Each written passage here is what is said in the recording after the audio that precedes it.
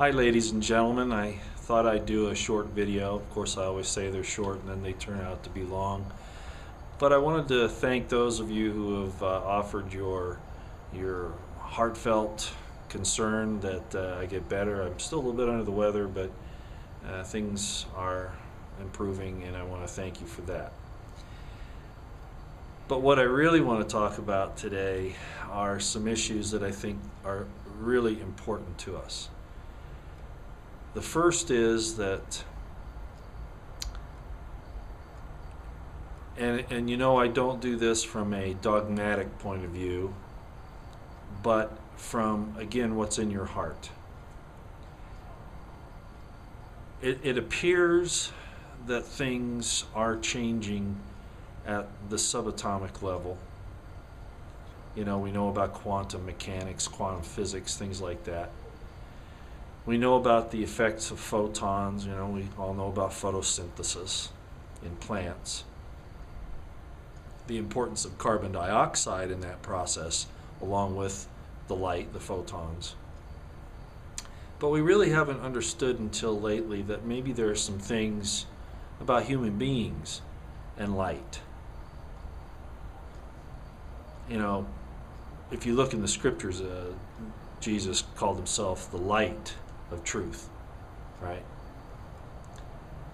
And there's a reason for that, I think.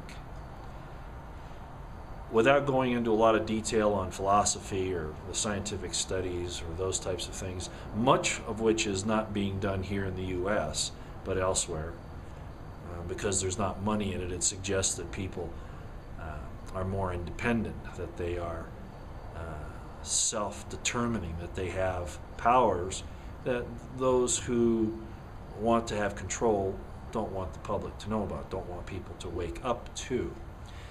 But that gets into some very difficult things to talk about, especially in the short time that we have here. So I'm just going to bring it down to a real basic level. You've heard about the scientist who, the Japanese scientist who did a study on water and on ice, water crystals, those types of things, and exposed the water to feelings of love and compassion and how they develop very beautiful crystals, or, you know, the opposite feeling, hate, discontent, things like that, and the water took on some other rather grotesque features. Well, water is a spiritual substance, as I've talked about in a couple of my videos. And of course, we're made up mostly of water. In the Bible, the heavens are called Hashemayim, which really means the waters. But that goes back to quantum mechanics and why that was said. The ether of the alchemists and Isaac Newton and people like that permeates all things. But be that as it may, the bottom line here is that, you know, we can continue with our desire for war and greed, even on a small scale. Even a friend of mine calls like trying to get 2 cars ahead in heavy traffic for really no other reason than just petty greed. And petty greed is a really good term. I like that, because even that's a problem, because it's a manifestation of other things that can go bad. So we have all of these things. We believe we can get more by warring or by competition and by beating somebody else out. Not that there isn't some room for, you know, some of those things under certain necessary conditions, which I don't really want to go into here now. What I really want to concentrate on is the love portion of it, because a division is coming. Actually, it is already here. And I'm going to present some information here in just a minute, and you'll all recognize that it's nothing new, but I'm going to give you a slightly different idea of it. We have forces here in the world. Remember, I've talked about that this battle that we're now engaged in isn't just going to be a physical war. It's on a spiritual level, this dividing of evil and good, of life and death, of slavery, of freedom. And that's really what's going on here. And if we're on the positive side, and of course I guess that would depend on your point of view, who you select as your leaders, so to speak, will decide whether or not you're on the good side. But I think for semantic reasons, for what we're talking about here, I think we all know what's good, what has to do with life, what has to do with liberty, as opposed to evil and death and slavery. I think we can, at least at this point of the conversation, agree that we understand what those terms mean. So we have these two great warring factions.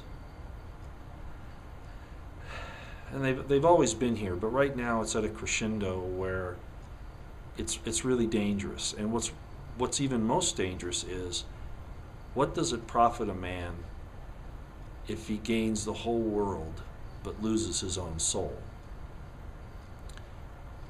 So we're going to hopefully turn from this greed, this murder for gain, this thievery, this warring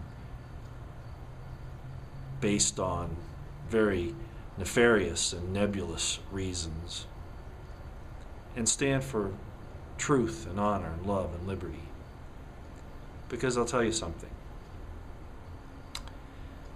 Some of the experiments that have come out show that there is a tie-in of our DNA, actually all DNA, but particularly in humans, with the forces of the universe, with this intelligent designer, with this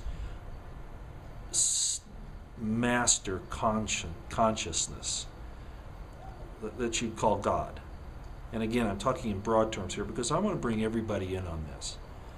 I don't want to talk dogma, I want to talk heart, as I always do. We must proceed with as much love in our hearts as we can. We must embrace love. And I don't mean that in just philosophical or rhetorical terms. I mean in reality. It's happening to a lot of us anyway, where we're selecting that. And it's causing us to become outcasts in some regards. But better that than to take part in the terrible things that are being done by the people that believe in the other side. So what I'm saying is this, that there is a change here, and I've talked to some of my friends about this. We've done some study on it, and there is apparently something happening in the cosmos, especially in our local area here in the galaxy at this point. And this really sounds really far out, new age, I realize this, but remember, I really come from a scientific point of view, and apply that science. True science and true spirituality are really the same thing, because they both have to do with what? What is the truth?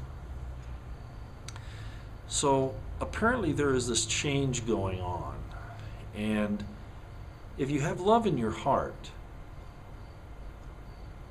you're able to withstand the heat that's generated in you. Well, let me put it to you this way. If you have love in your heart and your DNA handles these energies that are coming in now to the earth from the sun and from this part of the galaxy, the photons, those types of things, then you're on the right frequency, the love frequency, like with the water, and you resonate peacefully with it. Okay? But if you're on the evil side, there is a resistance to that light. And what does it cause? What do you do with an electric circuit when you increase resistance? It does what? It produces heat. Does that sound familiar? The burning of the last days, of the tares, of the wicked. I think you can see where I'm going with this. Now, I'm not saying that, we have to put away all of our little tiny, disagreements about things and all that. It's what's in your heart, how you view someone else, whether with love or with hate, disdain, those types of things. And I always go back to this, of course. You know how I feel about promulgating homosexuality, because I know that detrimental, okay? But I don't hate the homosexual. Do you understand? So, what we need to do, stand for right, stand for truth, stand for morality, stand for decency. Withdraw from the world, withdraw from the fear-mongering, the hate. Am I a fear-monger by warning you? No. No, there is a difference. You know, today on a program, I don't watch TV very much, but I saw this Call of Duty coming out again now with all this murder and mayhem and, you know, killing and war and how it's glorified. There is no glory in war, ladies and gentlemen. And you really don't want to find out that I speak the truth in that. You just as soon avoid that one if you can. Love really is the way. I don't mean we have to be stupid or put down our defenses. You know, I believe in personal self-defense, even in community self-defense against encroachments by criminals or tyrants. Of course I do. But we need to resonate. We need to allow this love in us to grow further so that we can absorb this light, these photons, this energy of truth, this change in our DNA to the better, so that our hearts are open to it. An open heart, open to it. Because if we close it and we don't have love, then we are causing this change, this energy that is coming in to involve a resistance in us, which will build up heat in us and destroy us. I know this sounds crazy, but I've talked with some friends about this who have been studying this for a while, and I can see where this could be the big change that is coming shortly. And really we're involved with it right now. Now, I said I was going to show you something that would lend credence to that. You know, we had the Patriot Act, and it's not patriotic. We had the Affordable Care Act, and it's not affordable. You get my drift. They call it these things, and it never is that. It's always the opposite. Well, you know, we've had these chemtrails for a long time, and a lot of you are very into that. You understand what they are. You know that they have aluminum in them, barium, you know, all these really poisonous substances. And it's bad for the soil, it's bad for the birds, the bees, it's bad for humans, it's bad for life in general. It causes problems with gardens, things like that.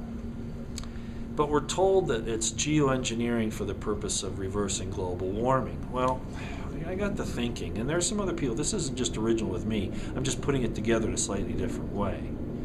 What if they say they're combating global warming, when in reality what they want to do is to warm everything? Now, what's the point of that? Well,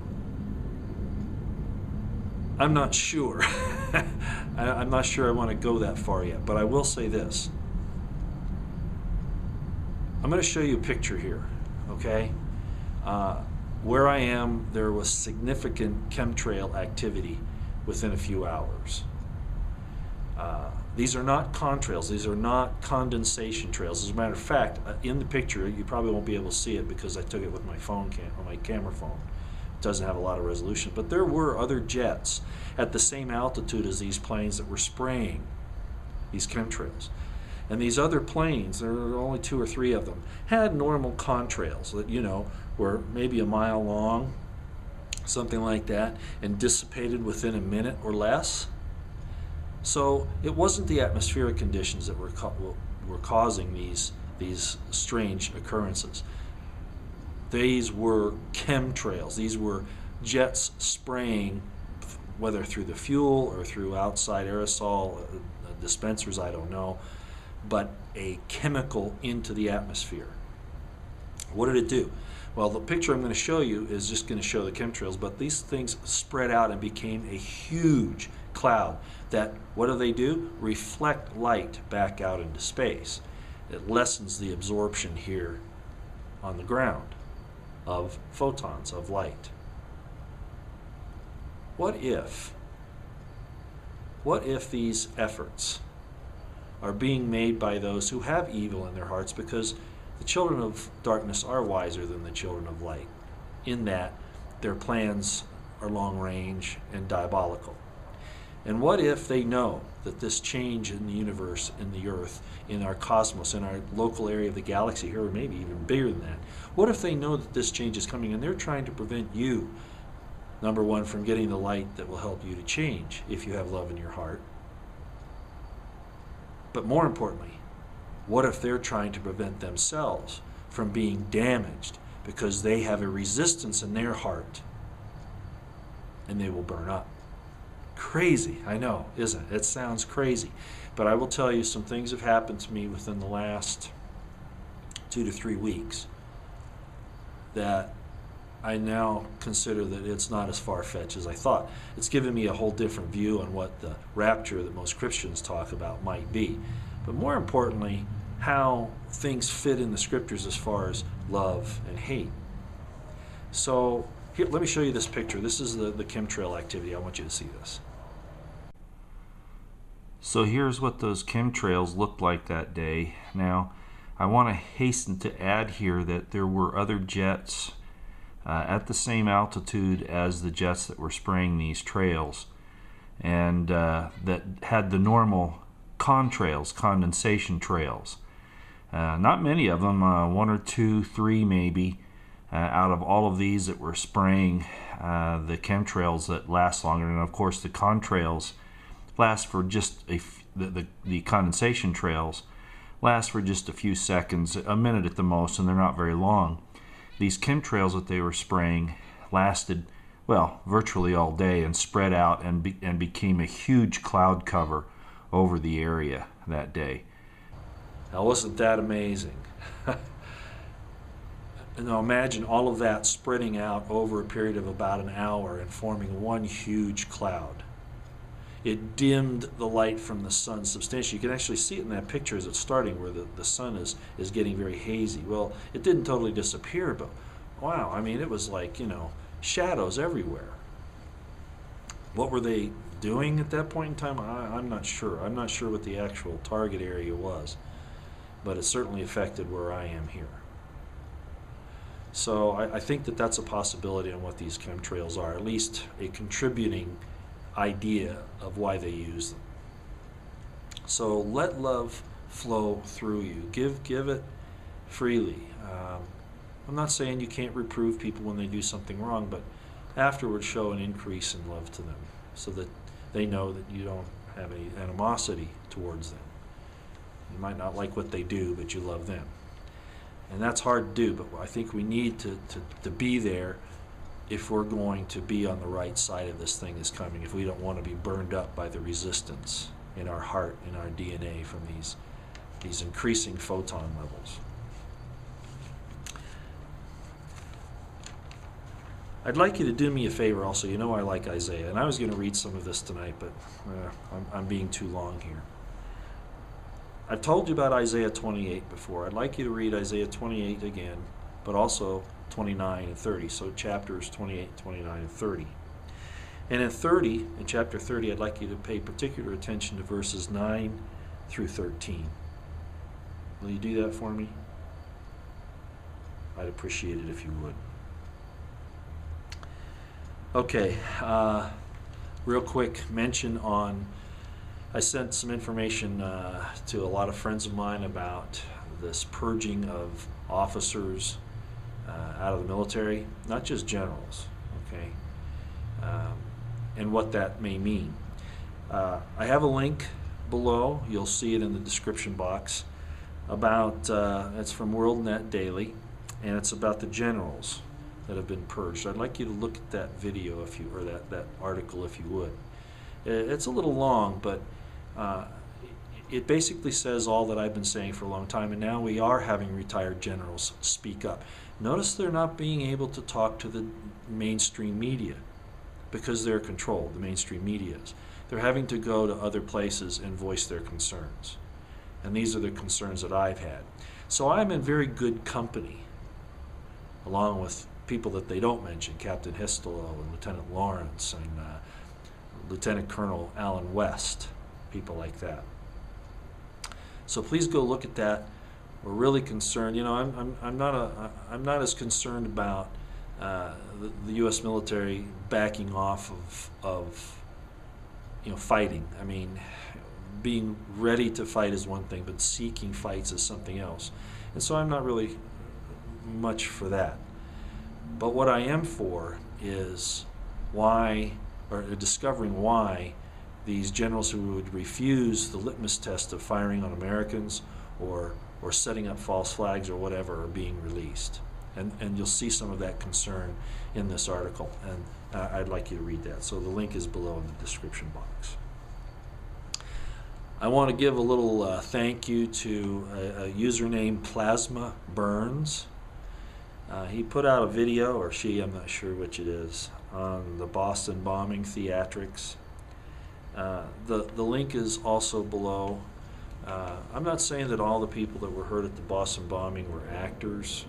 I'm not certain that that's true, but there have been a lot of videos and camera pictures, stills, that the government was not able to confiscate that are showing that some very odd things were going on there, that there were actors. You know how I feel about the guy in the wheelchair who supposedly had both legs blown off.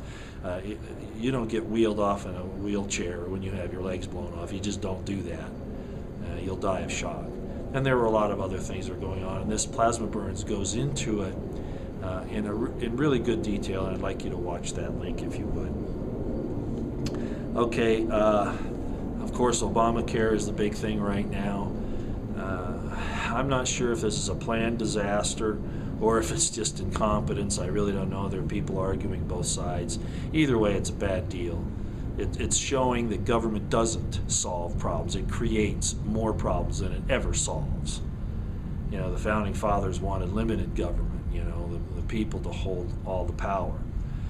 And now we have a president telling Congress, who really represents the people more than the president does, that their actions don't matter. And I know they're slow sometimes, and I don't have any respect for Congress either, but that's because most of them have become turncoat traitors as far as I'm concerned. They deny their oath of office, and they do things that are illegal and unconstitutional all the time. But as far as the Obamacare thing, you know, a lot of people have been exempted from that. Major corporations have been exempted from it. Certainly Congress has, the president has, the White House staff, people like that. There's a principle in the Constitution that says you will not, that there will be no title of nobility given out to anyone. Now, what does that mean? Does that mean you have to be called by a name like Knight or something like that? No. I mean, it can be that, but it also means that all people are subject to the same laws, that there are no exemptions.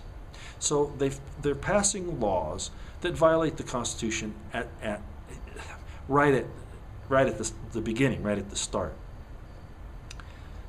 You cannot give a title of nobility. There is equal protection under the law, and they have fomented a system of nobility in this country. People who are exempted from the laws that you and I are required to obey. That is unconstitutional. We shouldn't even have to have a law introduced into Congress, which one senator is apparently doing, that would require everyone in the government to obey the same laws that they inflict on everyone else. That should already be the case. The fact that we even have to do that is absurd. But I wanted to bring that up because it was something that I saw that caused me a little time to reflect. All right, and I'd like to also mention that Fukushima hasn't gone away. As a matter of fact, it's getting worse by the day.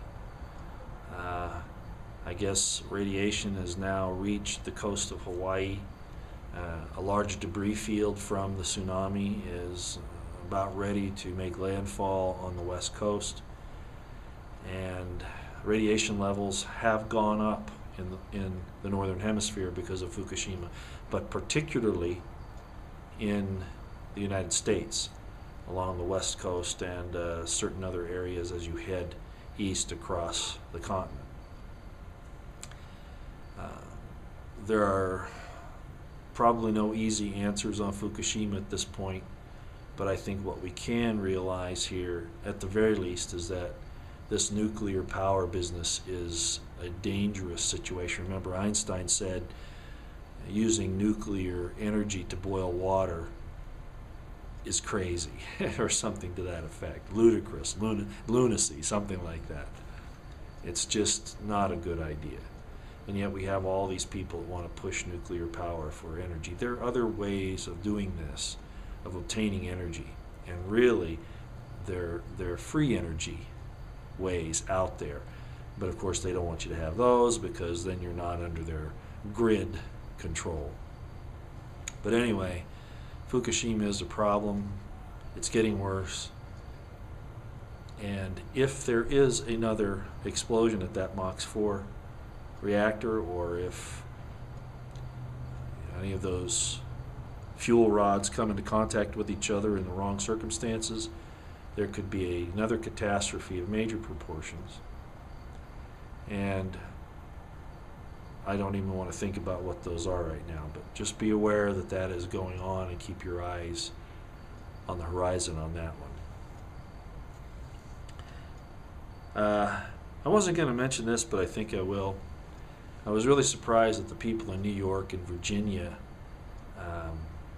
elected people to positions in the political realm that support Obama. Do you see what's happening here? We're really being divided up as a country on these issues. These issues are just tearing us apart. So, again, other reasons to be concerned about DHS getting ready. All of the preparations that they're making, as Patrick Henry said in his speech. Who's the enemy that they're getting all this ready for? It's us. There is no other. Okay, so this division in the country is going on. We're still seeing secessionist movements getting more heated all the time in Colorado and California, as far as counties pulling away from the states that they're in at this point, Oregon. But we also see divisions around at the state level. Texas saying they're not going to enforce Obamacare. California saying, surprisingly, they're not going to allow enforcement of the NDAA, detention of citizens. So things are really being divided up, and this Obamacare thing is going to be even more devastating as it goes along. So I don't think that anything that I've talked about has been outlandish too far. It's the best analysis that we can make given the circumstances, the evidence, be it circumstantial or real evidence. It's there, and we need to be aware of it. So I'll just end on this, what I started the video with. It really is time to allow love to take hold of your heart, because if you don't, then these changes that are coming may be detrimental to you, of course to others as well. But I want to see as many people as possible not to be caught up in this destructive behavior that we see around the world, especially in the United States. Try to keep love in your hearts. Try to come from, on everything that you're confronted with, try to come from a position of love and respect. And if you can hold that in your heart during these difficult times, then you'll make it to the other side. You won't have resistance in your DNA or in your heart that will cause you to burn up.